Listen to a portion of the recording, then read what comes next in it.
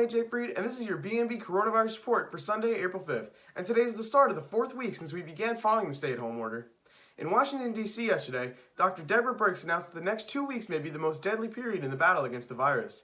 She urged people to stay home and to avoid all unnecessary trips out of the home. So this is a very important, the next 2 weeks are extraordinarily important, and that's why I think you've heard from Dr. Fauci, from myself, from the president and the vice president, that this is the moment to do everything that you can on the presidential guidelines. This is the moment to not be going to the grocery store, not going to the pharmacy, but doing everything you can to keep your family and your friends safe. And that means everybody doing the 6 feet distancing, washing your hands. In Albany yesterday, Governor Andrew Cuomo announced that China had donated 1,000 ventilators to the state that were set to arrive at JFK Airport last night. Additionally, the state of Oregon was sending 140 ventilators to add to our current supply. We'll have more on what a ventilator is and what makes them so important later in the broadcast. Now let's check in with our BMB reporters around the district. Hi, I'm Spencer Mattis, reporting from Legion Street. This is the beginning of week 4 of the coronavirus shutdown. This is where the fun begins, everybody. Well, in all seriousness, this quarantine period has lasted way longer than I think anybody anticipated when we first heard about schools closing, but here we are. The best course of action at this point is to adhere to administered policies by higher authority figures and practice social distancing and give scientists, nurses, and doctors the time to create a long-term solution to this pandemic. That's really all we can do. I know it doesn't sound glamorous or fun, but as a society, it's all we really can do. It's a virus. There's no quick way to fix it, no quick way to fight it. So the best thing we can do is stay at home and adjust.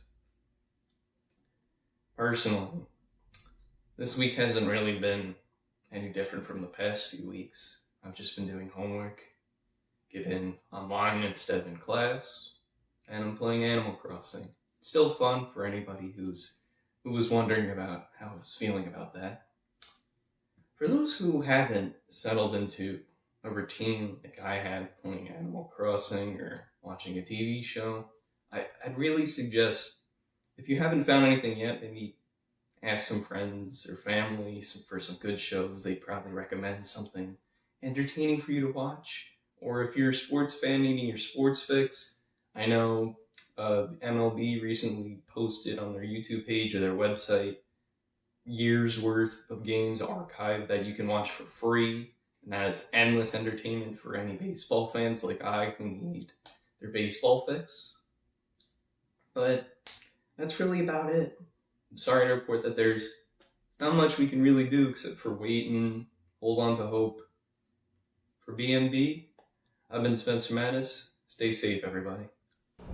Hi, I'm Casey Fahrer, and now we're almost 4 weeks into this shutdown. Hard to believe, and a lot has changed.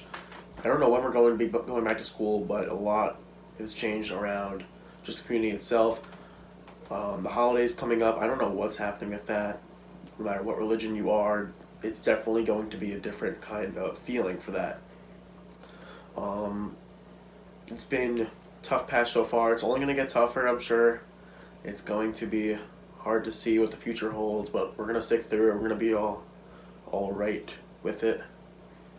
And everyone just keep positive. Don't get too down on yourself. We're all going to be back eventually. From BMB, I'm Casey Farr. Hi, I'm Ruby Mattis. It's hard to believe we are already at week 4 of quarantine.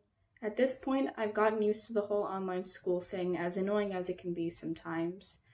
I mean, at least we are getting provided with some kind of education during this difficult time, but I'd obviously prefer the real thing, but we can't go back to school quite yet.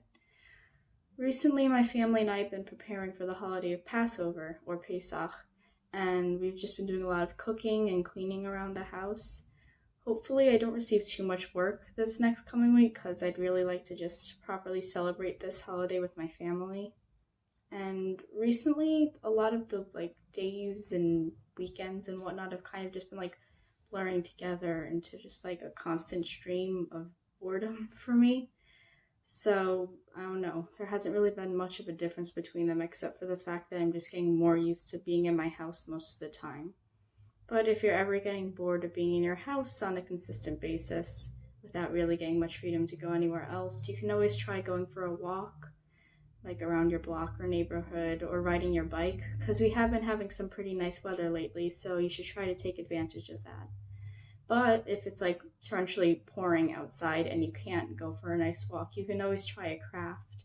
Recently I've been making a lot of these like Chinese finger traps. I mean, they work, my fingers can't get out when I do that. So you can always try looking for like a tutorial on YouTube or something if you're really bored and you want to try something like that. So from BMB, I'm Ruby Mattis. Stay safe, everyone.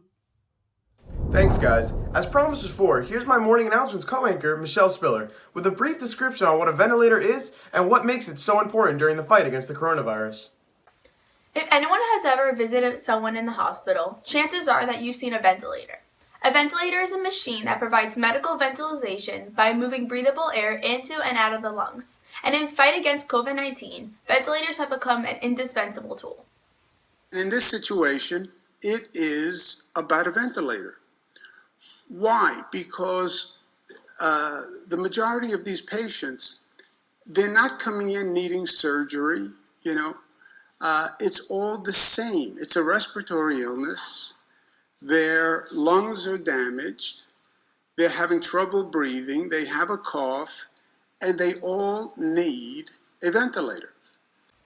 Ventilators are an expensive piece of equipment that are sadly in short supply. Not everyone who tests positive for the coronavirus shows symptoms, and not everyone who has symptoms needs hospitalization. But for the 22% of coronavirus patients who will spend time in the hospital, the availability of a ventilator could mean the difference between life or death. So when you have somebody critically ill with a pneumonia, as the lungs get filled with inflammatory cells, the space in the lungs where the oxygen comes in and goes into the blood is filled with inflammation, with inflammatory cells, with infection, and therefore oxygen is unable to get into the blood. So the oxygen inside the blood starts going down, and when our body senses the lack of oxygen, then we start getting short of breath. And you get to a point that you can increase the percentage of oxygen you give somebody, but at some point in time, you have the person in 100% oxygen. We normally are at 20% oxygen. And 100% oxygen, and you're still not getting enough oxygen in there. So you have to then put a tube down our windpipe and hook it to a machine that is going to not only give you more oxygen, but also pressure it in, right? Push it in. And that's called a ventilator. A ventilator really puts pressure into the air that goes into your lungs as a way to try to get that oxygen into the blood. Recently, states and federal governments have set off a frantic search for ventilators. Automobile manufacturers like Ford and General Mobile have partnered with ventilator manufacturers in a race against time to meet the nation's growing supplies before the time runs out. For BMB, I'm Michele Spiller.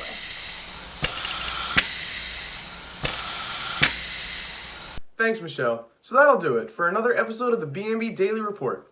Be sure to subscribe to BMB to get the latest on all that is going on around the district during this difficult time, and be sure to tune in to BMB tomorrow for another BMB Daily Update. Until next time, for BMB, I'm AJ Freed. Stay safe, Mepham.